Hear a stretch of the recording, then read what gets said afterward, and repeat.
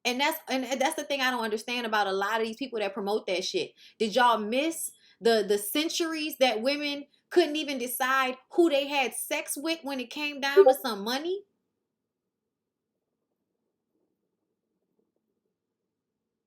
And to me, if you got a rich husband, I'm not saying you need to know how to be able to go work at a restaurant, but bitch, you need to be opening up a business or a LLC in your name alone with his money. You better be doing something with his money so that you have something. I'm just saying. And also, whatever money that you was putting aside, you still probably wouldn't be able to live off that for your whole life. You always gonna have to get that money replenished. And if you're not the one making money, then how is money gonna be replenished? And then your old ass gonna have to go out into the workforce. And you know how they like to treat older women. So yeah, y'all. I it sound like Ghost from Power. He did do Tasha like that, huh? But yeah, so I just kind of feel like I don't think it's ever smart to fight like 100% financially rely on a man. And if I have my own money and he has his own money, to me, I don't know why it's a problem for us to put our bag together and split everything, especially if we are taking care of other households outside of our own. When all of the cash is our own, if we're all putting in the same pot, like is Gabrielle Union supposed to like make him pay for all of the bills and then she just stacks her money up for whenever she may not be with him or something? Like, you know what I'm saying? Like I just pay off those credit cards. That's what I'm saying. Like, get yourself in a good position. But ultimately, like, I still feel like you do yourself a disservice if you don't know how to generate money on your own. Sorry, it's just how I feel. And the idea that there's something wrong with Gabrielle Union going 50-50 when she came into the situation made is insane to me. Like I don't know what y'all expected for her to do, but she probably knows what it's like to be financially abused, and a lot of people don't even consider that. They don't even understand what it's like to have somebody decide what you're going to do because they financially support you. You know, I've been through that and I don't like that.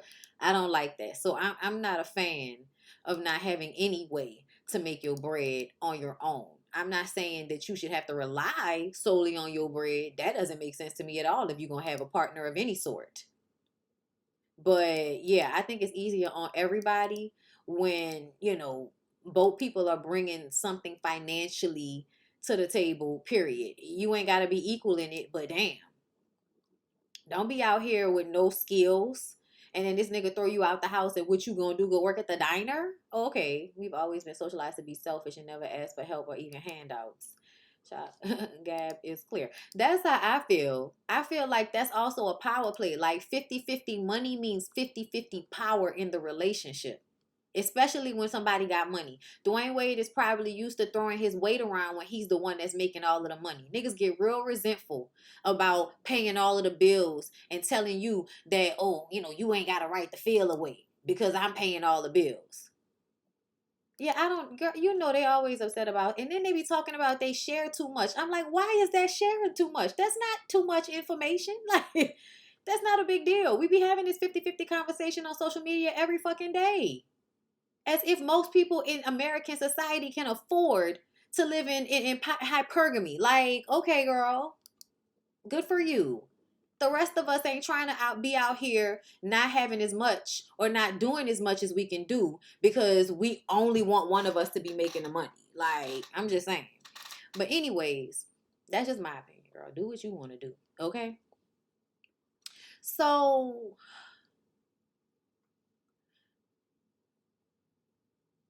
Joe tells Joe tells Helen that he got a job for her once he gets his Vaseline. This is what I'm talking about us making fun of Joe being a nasty old man. Medea says that's his family. Joe says that's her dead husband's family. They threaten to violently kill each other as they do in every movie. And that's another thing. Like we also normalize this violent, argumentative, communication with each other. And I feel like at the end of the day, it's been detrimental to me in my life. Um, Having experienced everybody speaking so aggressively all the time. Like, I feel like people don't know how to calm down when they're having arguments, disputes, going at each other. Everything always has to go to, I'll peel your face off, I'll stab, stab, stab, kill, kill, kill. Like, say what you will, but their back and forth reminds me of how people in my family will get loud and argue and scream. And sometimes you just be sitting up there like, why is everybody screaming? What is we howling for? Everybody is in this one room and everybody is screaming to the top of their lungs because everybody wants to be heard, but they do not want to hear. And sometimes it's not even an argument, but everybody's just screaming to the top of their lungs. Sometimes I be like, you know what?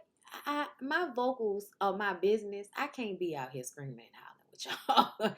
That is something I have learned over the years, y'all, and I probably should insure my vocal cords because honestly, like, talking is how I make my money.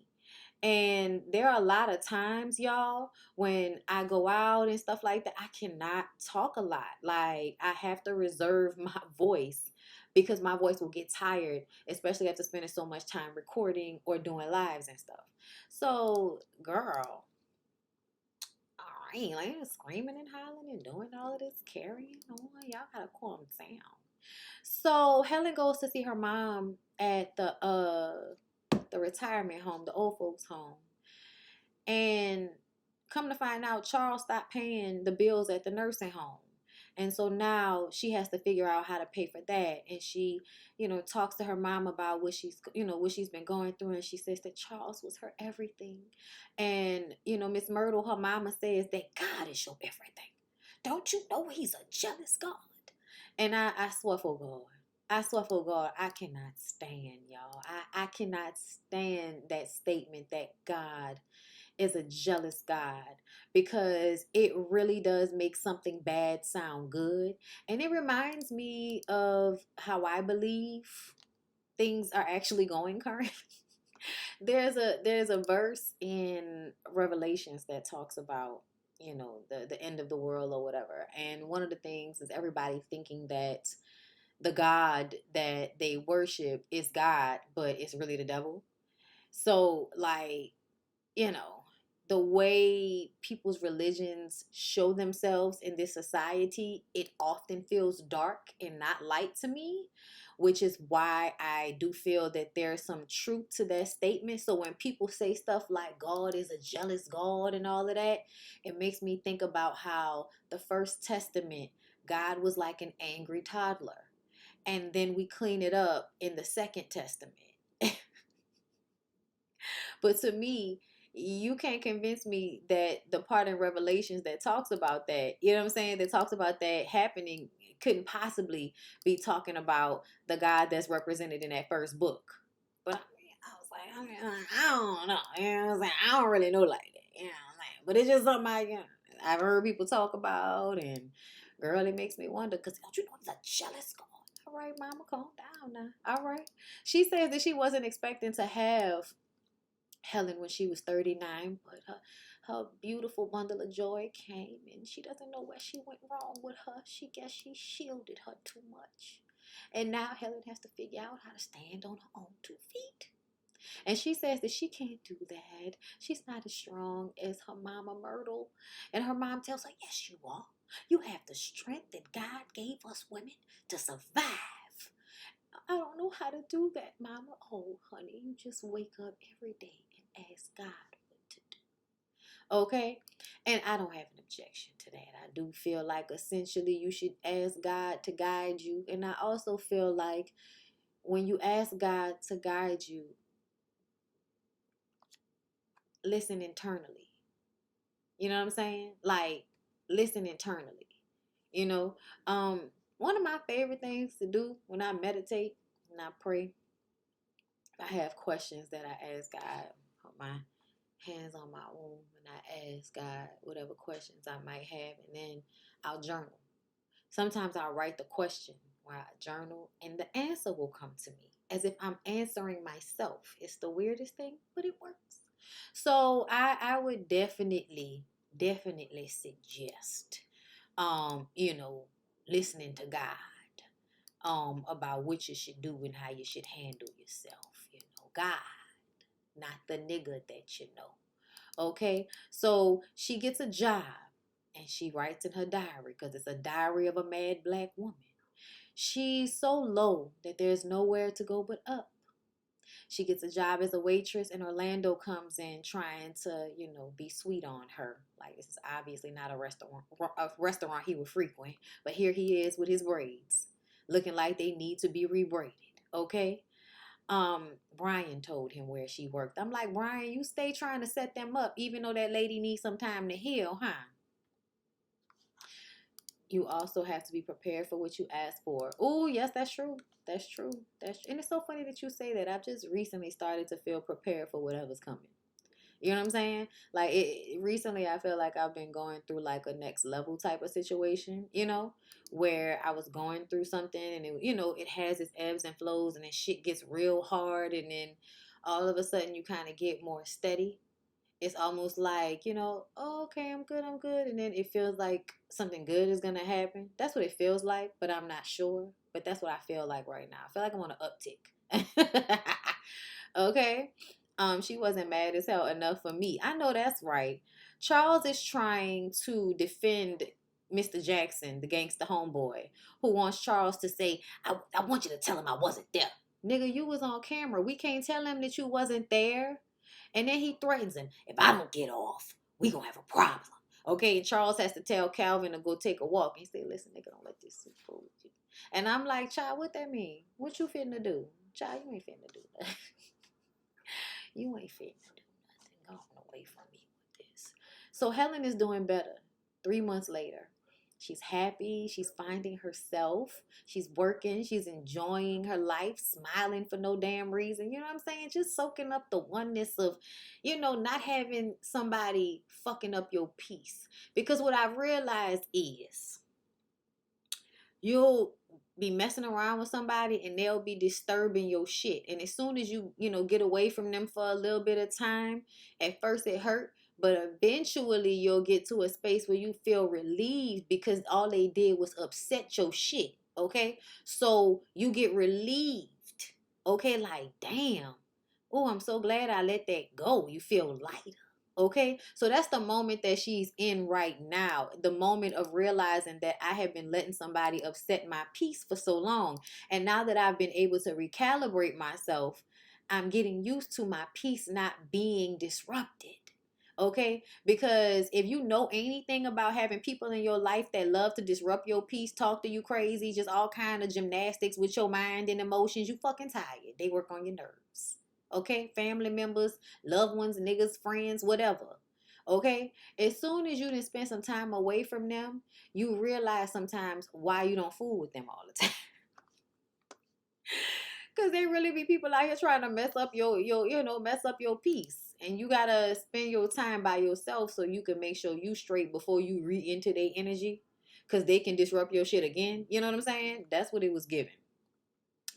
So she's getting off from work and it's raining. And Orlando pulls up and says that Brian told him to pick her up, but she doesn't want to get in the car. He asks why she's being so mean, woman, and she says, I don't know, why you being so nice, man? You know? And she says, so you'll take me right home. And he says, yes. So she gets in the car because it starts to thunder. As soon as they driving in the car for a good 1 minute, he gonna ask her to go to Chandra's. Now she likes Chandra's, so she gonna go. But I would like to remind everybody that she feel like she don't know this man. And I know Brian know you and all of that, but I don't know you, sir. And you done popped up to my job and I asked you to take me home, and now you want to take me out on a date. It makes me aggravated because Diary of a Mad Black Woman makes a black woman look like she's so bitter. But look, there's a reason for her bitterness. But at the same time, her defensiveness in this moment should happen no matter if what happened. The Charles situation is like, it doesn't matter. No woman should be hopping in a fucking car with a nigga they don't really know like that, all willy-nilly without any, apprehension. You know what I'm saying? Like, because essentially we feel like you're only just trying to fuck us in the first place. And all I want to do is go home and take a shower and get into some comfortable clothes and eat this food I got in my house. You know what I'm saying? Chandra's, I love that place. Head ass. I know, right? You know, they went there and all of that.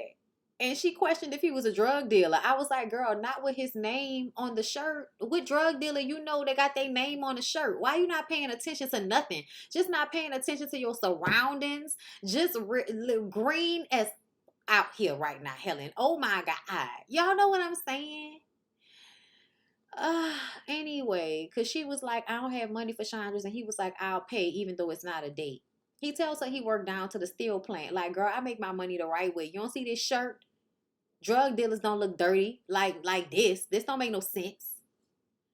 Orlando, once they get there and they start talking and stuff like that, he opens up and tells her that he was dumped by his girlfriend because she wanted to marry a pro baller. And Tyler Perry, if that's what that lady wanted, you don't get to write her pro baller husband as some abusive nigga just because she didn't want to be with a man that worked at the steel plant. I feel like every woman is different. And there are some women that will see nothing wrong with a man working at the steel plant. Okay? Don't see nothing wrong with it. He's strong as he look good, okay? He be having money. He take me where I want to go, okay? We make around the same amount of money. He might make a little bit less, a little bit more than me, depending on what my little government job giving, okay? So at the end of the day, I hate the way whenever there's a woman that does want to live a certain lifestyle and wants to marry the type of man that can provide that lifestyle for her, y'all look down on her as if there aren't 70% other African American women living in this fucking country that will take your broke ass easily. Especially if you come in with benefits and a consistent good work ethic. Because when he talked about that, it was almost as if that girl was just as bad as Charles. And it's like, no, that lady moving on to the person that she really wanted to be with was you, was God moving her out the way so she can go and find who she really want to be with, and so you can find Helen. But it was put that way in order to make the girl who leaves for a man with more money, she's the bad guy. No, we're not gonna put the gold diggers in the same box with Charles. Okay, like no, we're not. Okay, and I wouldn't even call a woman a gold digger for that shit. You know what I'm saying? To me, the woman that he left Helen for, Brenda's a gold digger because she ain't really give a fuck about you. Girl, if I find me a rich man I like, hello, like you're not gonna tell me I only like him because he got money. Y'all are weird. I feel like people did the same thing with Monique Samuels and Chris Samuels.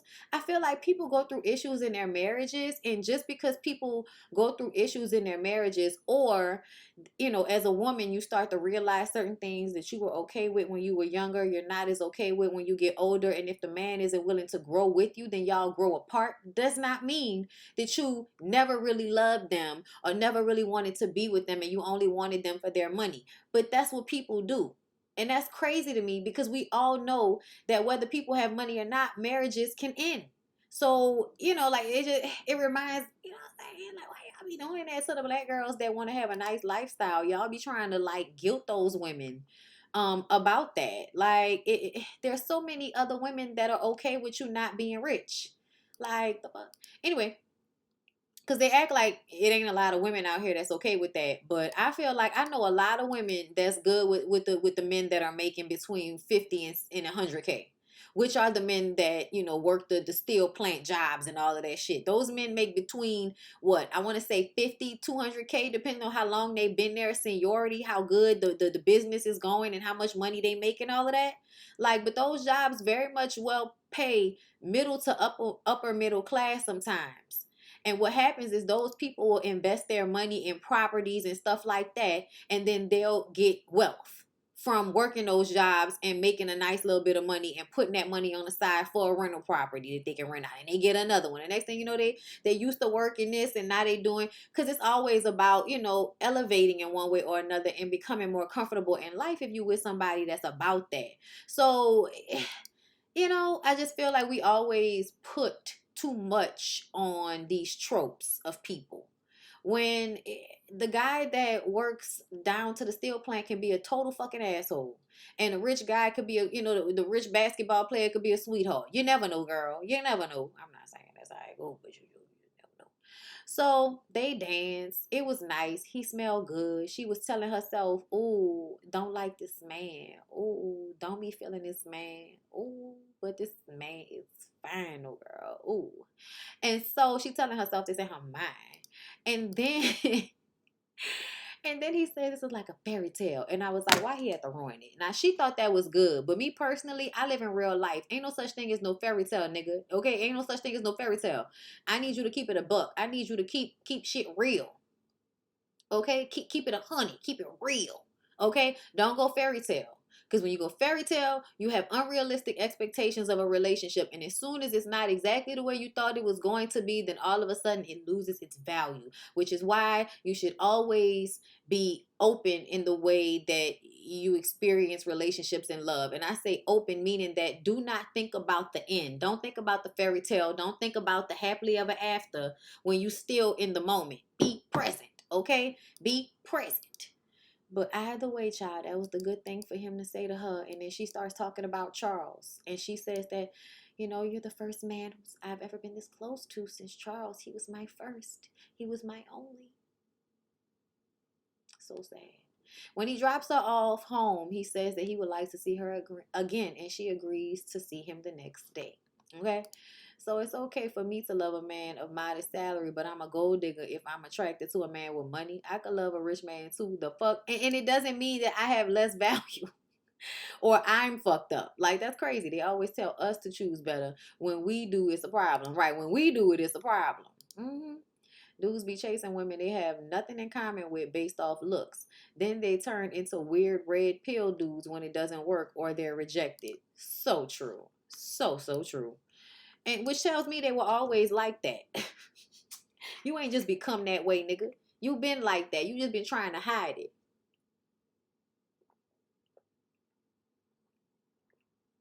So Deborah shows up to Brian's house late at night, hungry. We don't know whether she tweaking or not, but she looked like she tweaking. She asked him for help. She said she don't want to do this no more. And he said, girl, we done been through this so many times. I done took you back, said I would help you, and I wake up the next morning and my wallet is gone. We not going through that again. So no. Okay? And he sends her on her way, and she promises that she's really trying. I'm like, girl, we gonna have to see it because I don't believe it. We get a montage of Helen and Orlando going on dates, getting closer, Brian taking care of his kids alone, being a single father, letting y'all know that all of these men ain't dog ass. Okay? Helen writing in her diary, Helen being happy with Orlando. Brian goes over to Medea's and she tells him to let Tiffany sing in that damn choir. Stop being crazy. Helen is waiting for the other shoe to drop with Orlando. He's so damn perfect. She just can't believe that he really is. I said, girl, he is not perfect. He started off saying crazy shit to you. Okay, don't forget he calls you bitter. Don't forget. Because to me, if a man will talk like that to you when he's upset or when, he don't like you because you're not giving him the attention he want, just think about when y'all get into it and you don't do something he wants you to do. Then what's going to happen? You know what I'm saying? Like, I would just be paying attention to all of that stuff. Orlando tells Helen that he's in love with her and he prays for her more than he prays for himself. Okay, he would even buy her feminine products for her if she needed him to. And when she smiles, his world is all right. That night they didn't have sex, but she said that he gave her something that she'd never had before. Intimacy. I said, all right, now come on, intimacy. She's grateful for Charles being so bad to her because then she wouldn't know a good man when she sees him. I said, I beg to damn differ. And let me make y'all understand something. I do feel like you have to have your experiences in order to fully value anything. Okay, good or bad. But ultimately, nobody needs to be treated that badly and dragged out their fucking house in order to know what a good man look like. Cut it out. Okay? Does he make you feel bad? I.e., is he a good man or not? Well, pay attention. Are there moments where you feel less than? Okay then. Not a good catch. Then she goes to court and says Charles can keep everything. She asked him to pay her lawyer's fees and pay for her mother to stay in the nursing home. I said, what in the Tina Turner is going on here? when you are going through a divorce with a narcissist, from what I understand, it's just easier to detach from them completely than to try to fight them, because they will drag it out energetically just to tire you out. They will drag it out. They will make it difficult. They will have a whole bunch of motions being filed in order to set things back, all so that they can drag it out, so that they can have you spending all of this money. It's a way to punish the woman, which is ridiculous, okay, at the end of the day. So, against Brian and the judge's better judgment, child, they agree to this foolishness. And Charles walks over to her smiling, talking about, that was a smart choice. Smart choice. I'm like, it looked like the judge was not about to order, her not to get anything in a divorce. That's why he was asking, was she sure? So I don't know why that was a smart choice. Like, what are you talking about? Get the fuck out of my face, Charles. Oh my God. The judge ordered the divorce to be finalized in 30 days. Okay? So Charles goes to court with Mr. Jackson. And when Mr. Jackson is found guilty, he takes the bailiff's gun and shoots Charles in the back like a bitch.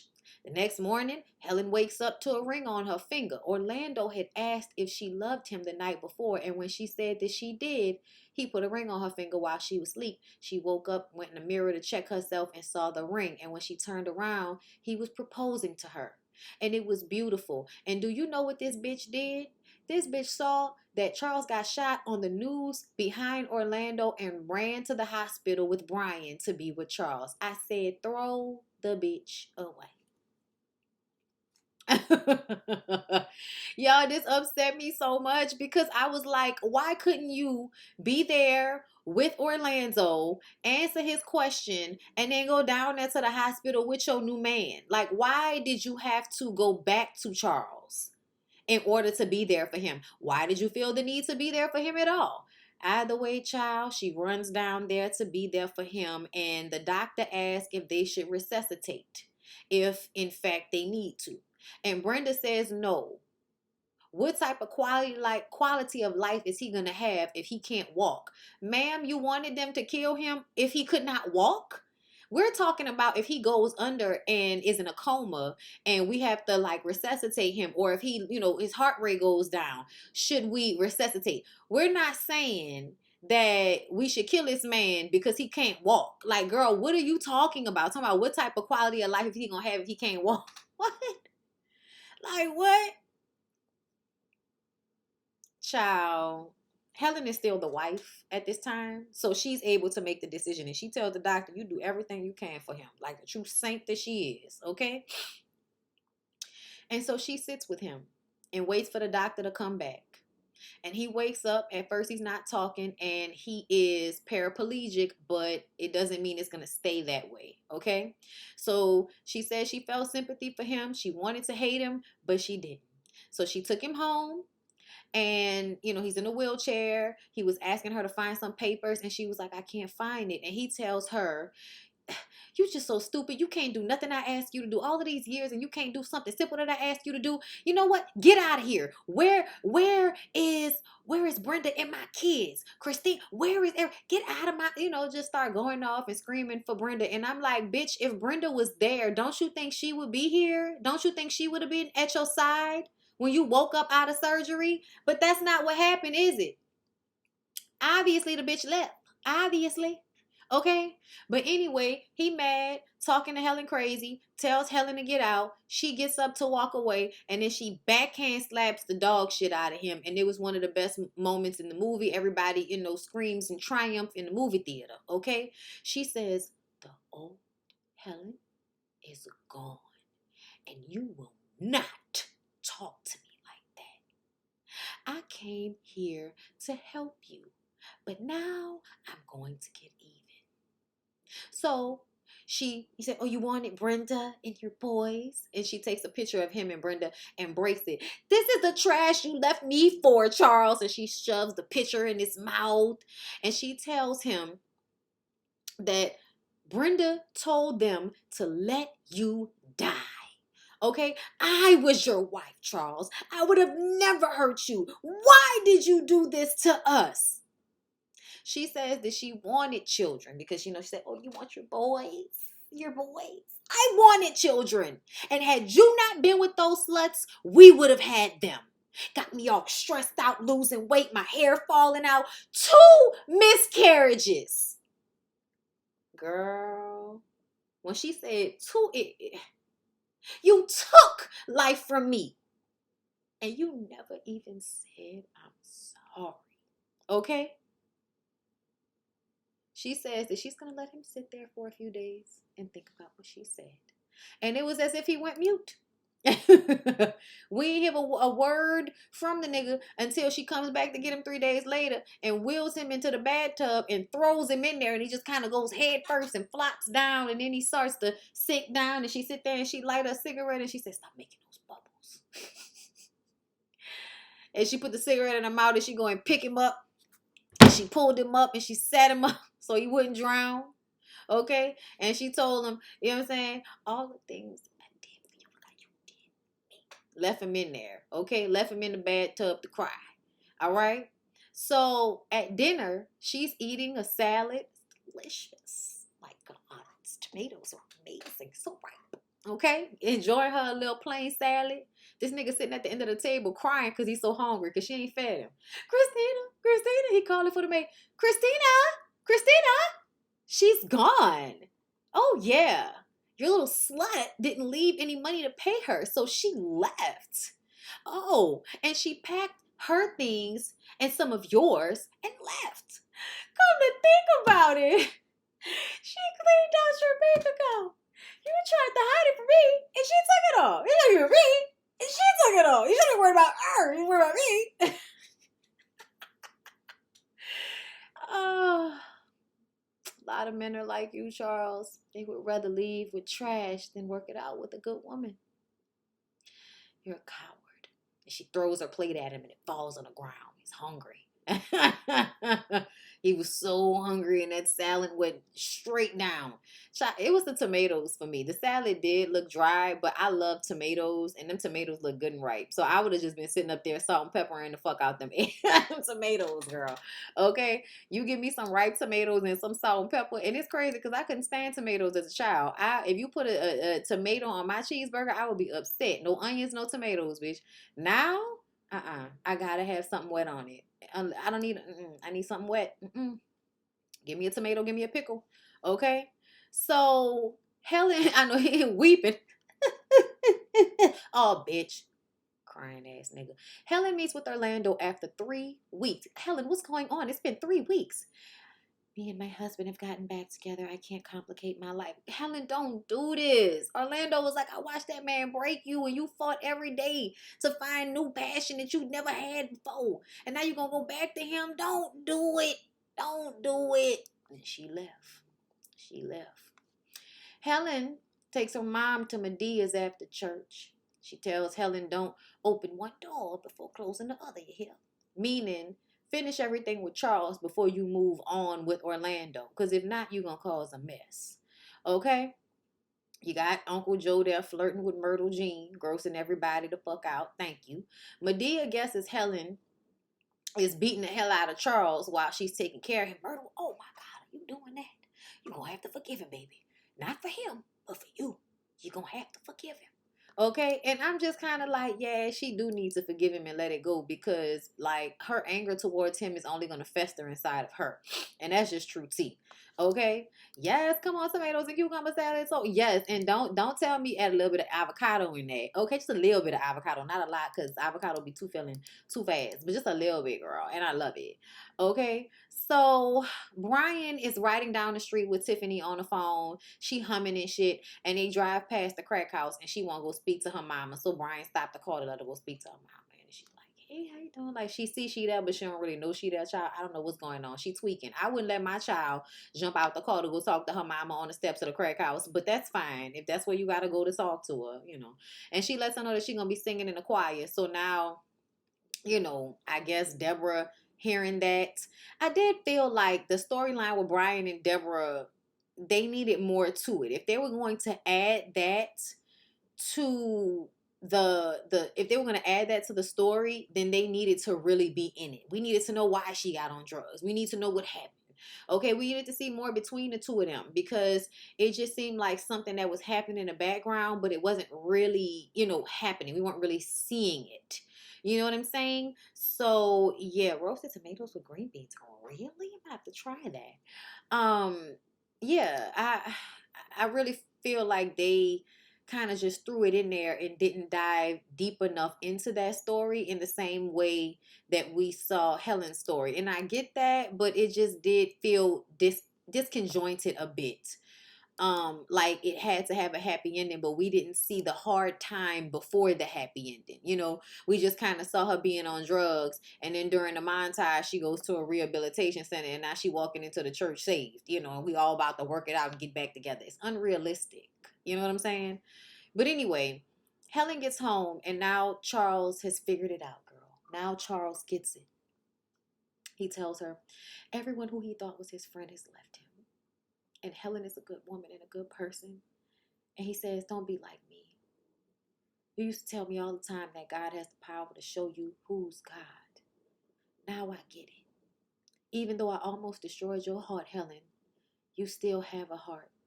For everything that I have ever done wrong, I am so sorry. And she believed him. Me personally, I don't believe a word the nigga saying. I don't believe Nathaniel. I don't believe nothing. Okay? I'm sorry. I couldn't be nice to this man. I wouldn't have taken care of this man. None of this shit. Okay? Not even a little bit, not even at all. I'm sorry. It would not have happened. He dragged you by your fucking feet out your house. Girl, hell to the 999. Removed your shit, put it in the U-Haul van, and had some bitch walk into your house and tell you that you was a desperate bitch because you was sad about your man, angry about your man, your husband throwing you out of y'all's house. You're the desperate one, though. Oh, Lord. We get a montage of Helen taking care of Charles and him flirting with her. The way he was looking at her, I was like, I'd have put a pillow on that nigga face. Ain't it funny how life turns around? Pillow on his face. Okay, stab, stab, stab. Same people you meet going up, you meet going down. Okay? Listen, I would have smothered him in his sleep. Okay? But either way, Helen finds a picture of her in the Lando in her wallet, and she's reminded of the love that did not break her heart. They go to church, and Tiffany sings, Father, Father. Okay, listen, we need you, not Buddha or Muhammad. F the other religions. It's Christianity all the way. I'm sorry. Y'all like some fucking gang members throwing out insults to other people's religions in y'all songs and shit. Charles is in church.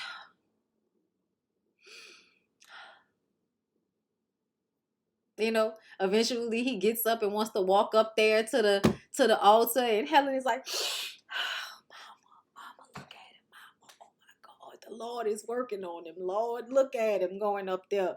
Look at him. He can walk, Lord.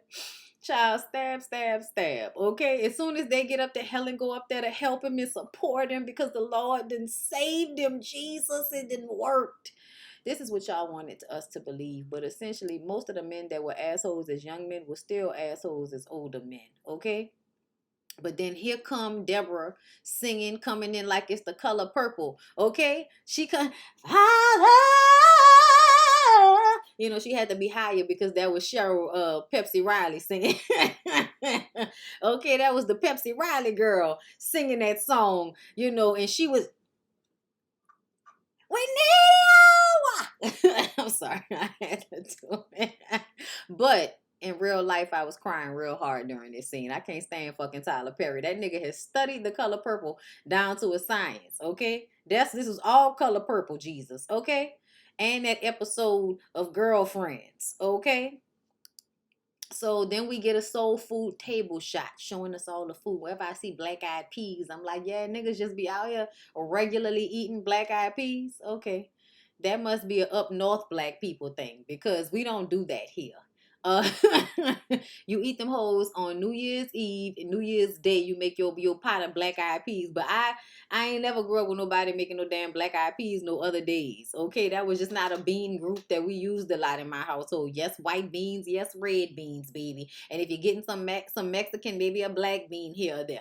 But when I tell you, you only saw them nasty ass black eyed peas on one day of the year and it was New Year's, okay, to bring in money for the new year.